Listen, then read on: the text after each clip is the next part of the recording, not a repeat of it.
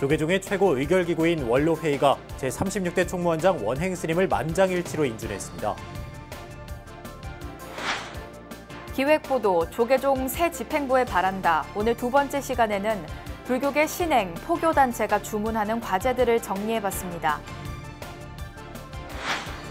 석 달 넘게 빈자리였던 청와대 불자회 회장에 윤종원 경제수석이 유력한 것으로 알려졌습니다. 22번째 노인의 날을 맞아 불교계가 어르신들에게 감사의 뜻을 전하고 효의 의미를 되새겼습니다. 자살률을 낮추는 데에 성공한 덴마크와 일본의 사례를 통해 자살 문제의 해법을 모색해보는 자리가 국회에서 마련됐습니다.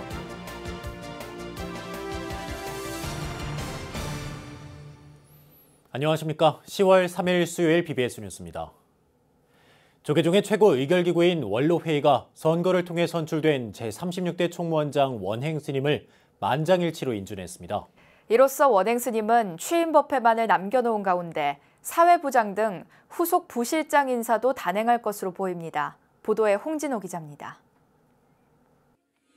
종단 최고 의결기구인 원로회의가 총무원장 원행 스님을 인준했습니다. 원로회의는 제적위원 23명 중 22명이 참석한 가운데 만장일치로 원행 스님의 총무원장 인준의 건을 통과시켰습니다. 인준에 앞서 원행 스님은 종단 발전을 위해 혼신의 노력을 기울이겠다고 다짐했습니다.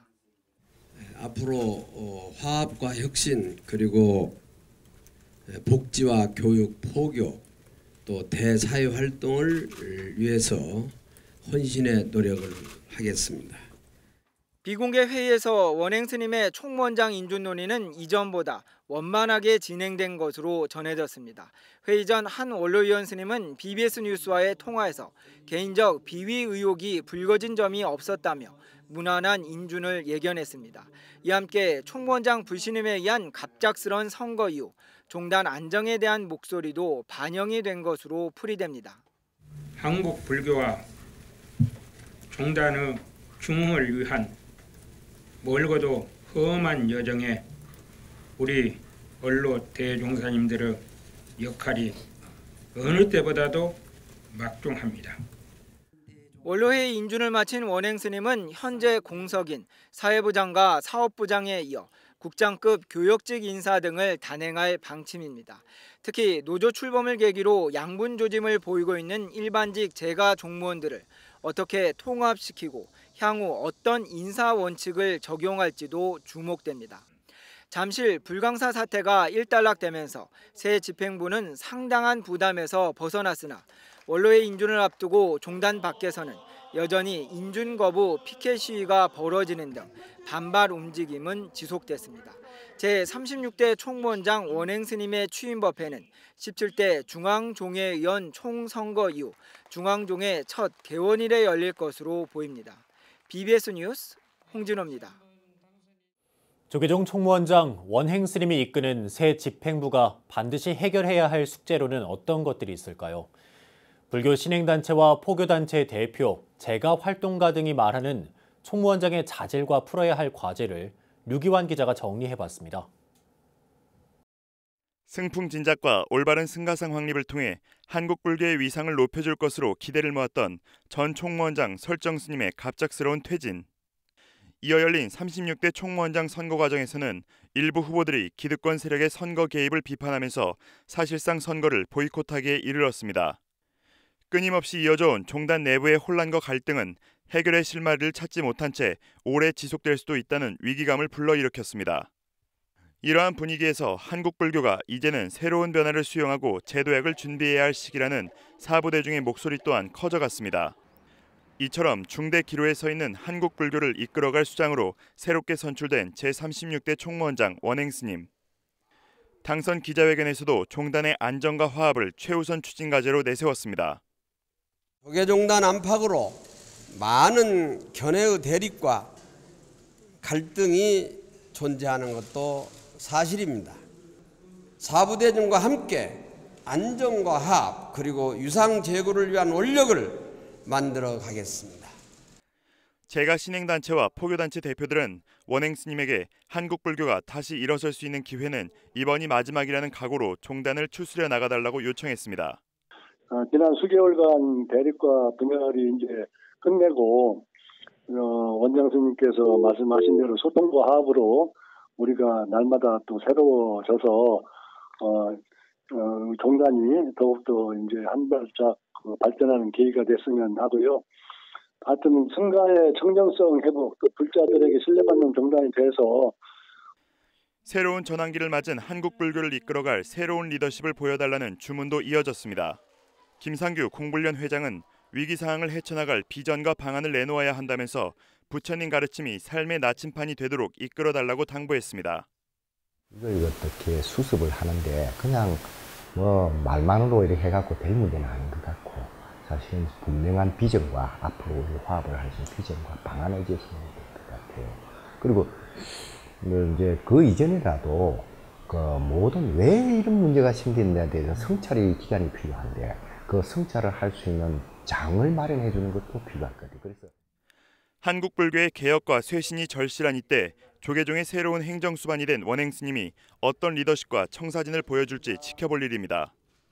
BBS 뉴스 류기환입니다. 석 달 넘게 빈자리였던 청와대 불자회 회장에 윤종원 경제수석이 유력한 것으로 알려졌습니다. 청불의 관계자는 최근 회원들 간에 논의한 결과 청와대 수석급 중에서 독실한 불자인 윤종원 수석이 청불 회장을 맡아야 한다는 의견이 많았다고 밝혔습니다. 청불 회장은 전임 회장인 하승창 전 사회문화수석이 지난 6월 26일 물러난 이후 적합한 후임을 놓고 인선이 미뤄져 왔습니다.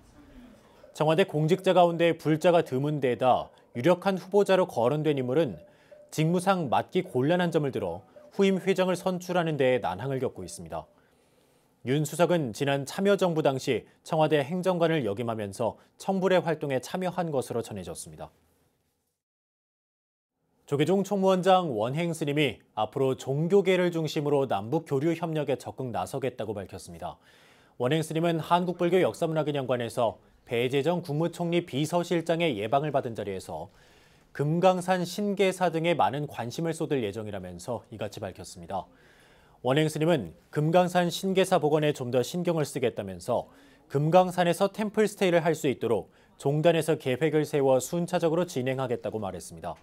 또 사회의 평화에 기여하고 소통에 최선을 다하겠다고 덧붙였습니다. 배재정 국무총리 비서실장은 원행 스님의 당선 이후 총무원을 찾은 첫 정부 인사입니다. 경기도가 남한 산성을 세계적인 관광 명소로 만들기 위해 산성 내 장경사 등 사찰을 활용한 체험 프로그램을 마련합니다. 경기도는 세계유산 남한산성 명소화 추진 계획을 발표하고 이를 위해 오는 2022년까지 196억 3천만 원을 투입할 계획이라고 밝혔습니다.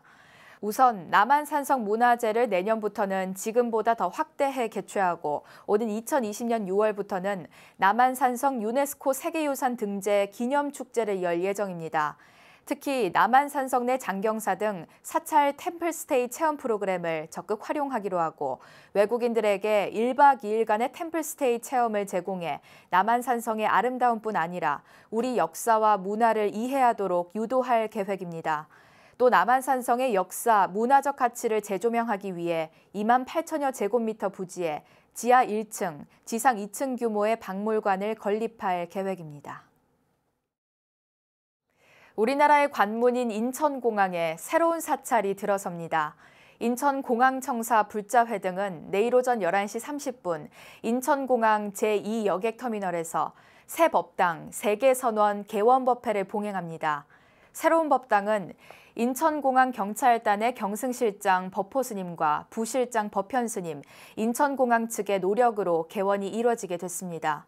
세계선원은 여행객들이 참배하고 좌선할 수 있는 공간으로 활용되며 불교계 각 단체들의 해외 성지 순례, 안정기원법회 등을 봉행할 계획입니다.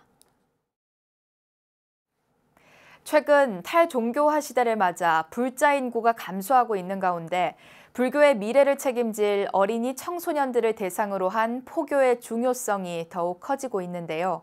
불교에 대해 청소년들이 보다 쉽게 다가갈 수 있도록 해주는 새로운 불교 역사책이 출간돼 눈길을 끌고 있습니다. 조윤정 기자입니다. 불교를 어렵게 느끼는 청소년들을 위한 쉽고 재밌는 불교 역사책이 출간됐습니다. 조계종 불교사회연구소는 새로운 책, 청소년을 위한 우리 불교사를 펴내고 청소년 포교의 활성화에 시동을 걸었습니다.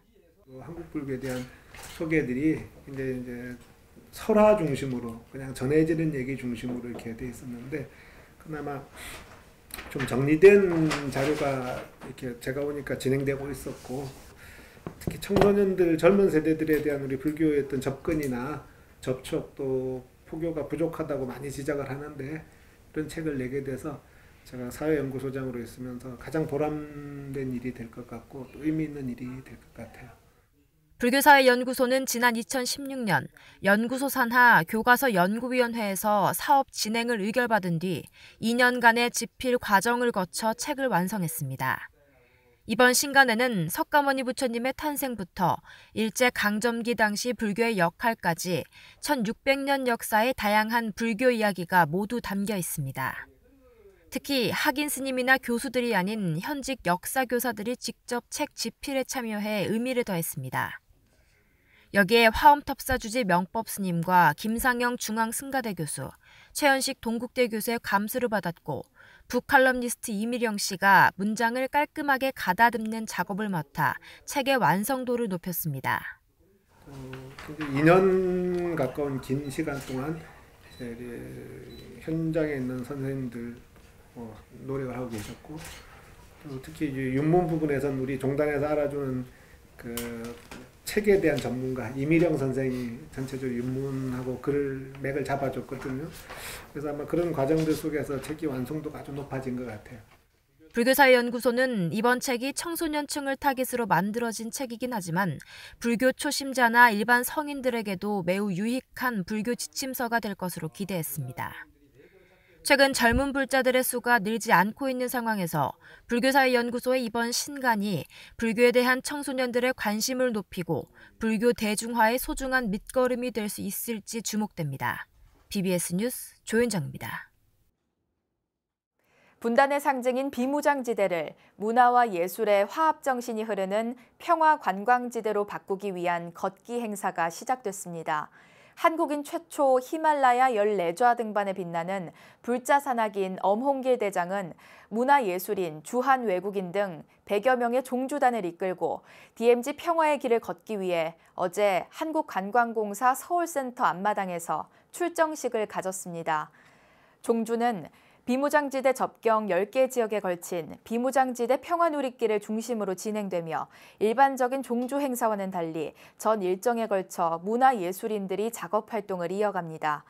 영상과 문학, 미술, 공예 등 다양한 분야의 문화예술인들도 종주 행사에 참여해 경험과 느낌을 예술작품으로 표현하고 음악가들은 종주 도중에 흥겨운 거리 공연을 펼칠 예정입니다. 양주 오봉산에 위치한 천년고찰 석굴암의 성공적인 중창불사와 남북평화정책을 발언하는 특별한 선서화 도예전이 열렸습니다. 오봉산 석굴암 주지 도일 스님은 도의 명장 양계승 작가와 함께 깨달음의 향기가 깃든 선서화 도예전을 개최했습니다. 이번 전시회는 서울 인사동 라메르 갤러리에서 열렸고 도일 스님의 작품에다 도일 스님과 양계승 명장이 함께 작업한 작품 260여 점이 전시됐습니다. 도일 스님은 석굴암 불사를 위해 함께 애써준 많은 분들에게 답례하는 차원에서 전시를 기획했다며 부족하지만 석굴암 중창불사의 원을 담아 정성을 다해 작품을 완성했다고 말했습니다. 22번째 노인의 날을 맞아 불교계가 어르신들에게 감사의 뜻을 전하고 점점 잊혀져가는 효의 의미를 되새기는 행사들을 마련했습니다. 서울 은평구의 노인복지시설에서 열린 어르신 한마당 행사 현장에 정영석 기자가 다녀왔습니다. 실버 합창단이 아름다운 하모니를 빚어내면서 가을의 정취를 더합니다. 이어 15 소녀들이 무대에 오르고 신명나는 전통 공연에 흠뻑 취한 어르신들은 날씨만큼 화창한 표정을 지어봅니다. 서울 삼천사가 운영하는 은평노인 종합복지관에서 22번째 노인의 날 기념 행사가 열렸습니다. 우리가 어른을 공경하고 이 사회에 누구나 서로 존중하는 인권이 공존하는 대한민국이 되도록 우리 함께 기원드리면서 은평 어르신 한마당 행사는 은평 노인종합복지관과 대한노인회 은평구 지회 등 10개의 노인 관련 사회복지시설이 공동으로 주관했습니다.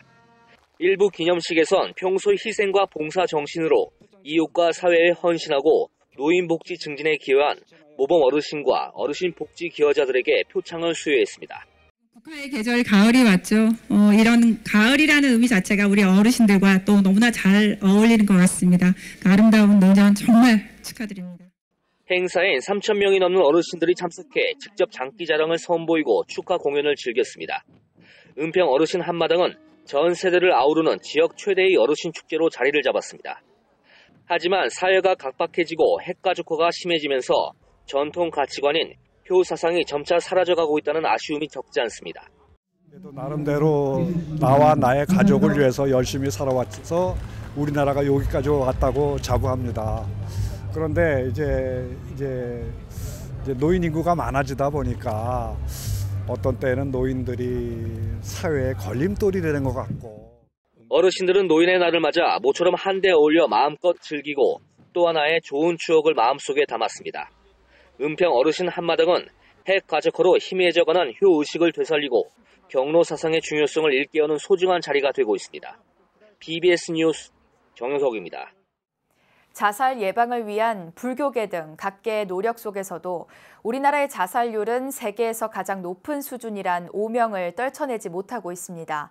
자살률을 낮추는 데 성공한 덴마크와 일본의 성공 사례를 통해 해법을 찾는 자리가 국회에서 마련됐습니다.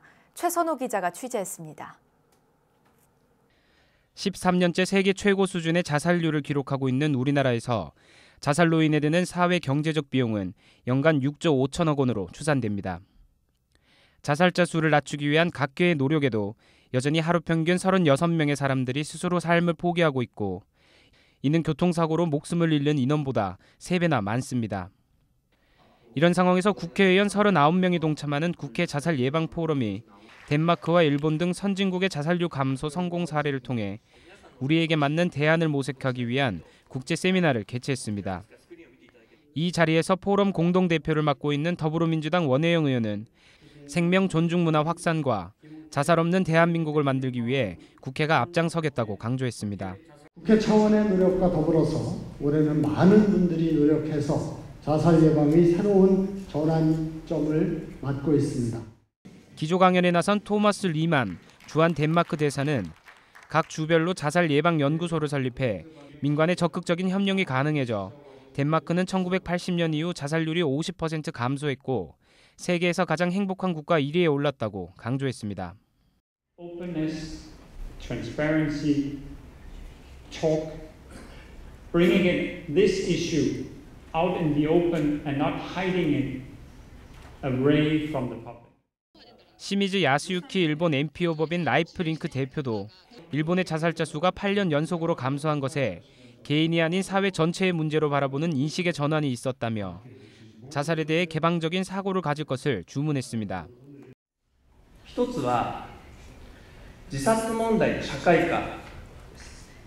自殺はかつて個人の問題とされていましたが、それを社会の問題だというふうに捉え直し、社会全体で地域づくりとして社会 참석자들은 자살자 수가 계속 줄어들고 있는 일본도 관련 예산에 7,508억 원이 투입되고 있지만 우리의 내년도 예산은 200억 원대에 불과하다며 관계 당국의 보다 적극적인 지원이 필요하다고 입을 모았습니다. 세미나를 개최한 국회 자살 예방 포럼은 생명 존중 문화 확산을 위한 종합적인 법률안을 내년 1월쯤 발의하기로 했습니다. 불교계를 비롯한 종교계, 시민사회와 손을 잡고 민간 협력도 강화할 계획입니다. BBS 뉴스 최선호입니다. 유난스러웠던 여름 폭염이 가고 어느새 노푸른 하늘과 선선한 바람이 아침 저녁으로 반기는 가을이 왔습니다. 정부가 오는 20일부터 11월 4일까지를 가을 여행 주간으로 정하고 추억을 만들기에 좋은 풍성하고 다양한 힐링 여행 프로그램들을 선보입니다. 박성용 기자입니다. 100여 년 만의 폭염, 고통스러운 시간이 가고 그만큼을 힐링으로 채울 가을이 왔습니다. 이 가을 문화체육관광부는 오는 20일부터 다음 달 4일을 가을 여행 주간으로 정하고 풍성하고 다채로운 여행 프로그램들을 소개했습니다. 이번 여행 주간의 슬로건과 테마는 여행이 있어 특별한 보통날입니다. 평범한 일상이 여행으로서 언제 어디서나 특별해질 수 있다는 의미를 담고자 했습니다. 먼저 통영 욕지도나 부안 변산반도 등 TV와 영화를 통해 유명해진 20곳을 가족이나 연인, 혼자 여행하기 좋은 곳으로 나누고 요리 연구가 등 명사들과 함께하도록 했습니다. 인천 옹진의 두무진 꽃게, 고성의 동일전망대 화로회 등 DMZ 적경지역 십경 신민화, 강화도 고려문화축전, 철원의 다슬기 축제 등 20건의 축제, DMZ 적경지역 평화관광도 남북평화시대의 가을여행 필수 코스로 떠올랐습니다. 여기에 서울 건축여행, 인천 평화탐방단, 이천 쌀문화축제, 순창 장류축제 등 전국 17개 시도 390여 개 특별 프로그램과 축제가 더해져 가을여행은 어디로 가야 할지 이제 고민입니다. 문체부뿐만 아니라 정부, 다른 부처, 유관기관, 강역자치단체, 민간 등의 도움으로 마련한 전국의 390개의 행사와 축제, 그리고 852개 업체, 3,941개 지점의 할인 혜택이 준비되어 있습니다. 특히 눈여겨볼 여행은 부처님 가르침을 따라 나를 찾아 떠나는 여행입니다. 이번 여행 주간 전국 101개 사찰에서 1박 2일 템플스테이를 10,000원에 이용할 수 있는 행복 만원 템플스테이가 일제히 시작됩니다. 이 완연한 가을 날씨에 너무 기분이 좋고요. 시민 입장으로서 산사가 바로 옆에 있어서 너무 가까워서 힐링도 되고 기분도 참 좋은 것 같습니다. 법주사와 동화사, 대흥사와 미황사, 전국 천년고찰마다 가을을 반기는 산사음악회까지 기록적인 폭염 뒤끝에 2018 가을 여행길은 설레임이 첫걸음입니다. BBS 뉴스 박성영입니다. 제주 대각사가 추석을 맞아 소외된 이웃에게 자비의 쌀을 전하면서 지역사회에 훈훈한 선행을 펼쳤습니다. 대각사는 탐라 장애인종합복지관 200포대, 제주시 이도일동 주민센터 100포대, 노인복지시설 미타요양원 100포대, 장애인 생활시설 성심원 사랑의 집 50포대, 한국신장장애인 제주협회 주간보호센터 50포대 등 총 500포대의 쌀을 전달했습니다. 대각사 주지 관종스님은 불자들이 복전을 구하고자 기도 정진하며 올린 시주돈이 쌀 한 톨이 되어 소외된 이웃들의 등불이 됐다고 말했습니다. 다문화 가족과 국내 거주 이주민, 외국인들을 상대로 전통 사찰 음식을 직접 만들고 체험하는 자리가 마련됐습니다. 서울국제선센터는 최근 다문화 이주민, 한국 거주 외국인들을 대상으로 사찰 음식 교육관 향적세계에서 행복한 사찰 음식 만남 행사 3번째 순서를 진행했습니다. 이번 행사에는 한국 거주 외국인 30여 명이 참여해 추석맞이 전통식 송편 등을 직접 만드는 시간을 가졌습니다. 이와 함께 사찰 음식 강사 동원 스님이 사찰 음식에 대한 이론과 실습을 지도하고 건강한 식습관과 모든 생명에 대한 감사한 마음을 배우는 뜻깊은 시간도 마련됐습니다. 국제선센터 주지 탄웅 스님은 행사에 참가한 외국인들이 이곳에서 배운 건강한 음식을 가정에서 다시 해먹으면서 건강한 삶을 살아가는 데 조금이나마 도움이 되면 좋겠다고 말했습니다. 이어서 꼭 짚어봐야 될 공감 뉴스들을 모아봤습니다. 오늘의 알찬 뉴스입니다. 경기도 화성시는 오는 6일과 7일 유네스코 세계문화유산인 융걸릉에서 2018 정조효 문화제를 엽니다.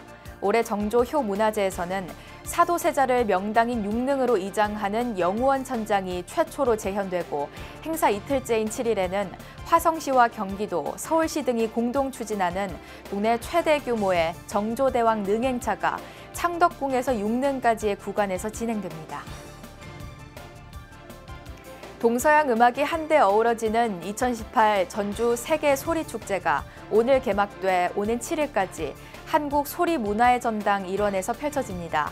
개막 공연 소리 판타지에는 판소리 합창단, 해외 연주가 등 국내외 주요 출연진이 총 출동하고 올해 첫 선을 보이는 한국의 굿 시리즈 5선, 해외 초청 공연인 메시크 앙상블 등이 관객들에게 선보입니다. 전남 영암에서 신라 4대 고승이자 풍수지리의 대가인 도성국사의 숭고한 뜻을 기리는 도성국사 문화예술제가 열립니다. 올해로 13번째인 예술제에서는 도울 김용옥 선생의 특별 강연, 도성국사의 새나라 통일 전략을 비롯해 도성국사 달해제, 기념 법요식, 산사음악회 등이 마련됩니다. 결실의 계절 가을을 맞아 산사음악회가 잇따라 열립니다. 이번 주말에 경북 봉화 청량사 산사음악회가 열리며 남양주 불암사, 서울 심고감, 양주 석굴암, 성남 봉국사 등도 잇따라 산사음악회를 개최합니다. 가을 산사의 정취와 어우러진 아름다운 선율이 시민들에게 힐링과 휴식의 시간을 선사할 것으로 보입니다. 문화 포교의 중요성이 커지고 있는 이때 가을 산사음악회가 불교 문화의 대중화를 이끄는 효자 역할을 해줄 것으로 기대해 봅니다. 네, 이상으로 10월 3일 수요일 BBS 뉴스 마칩니다. 여러분 고맙습니다.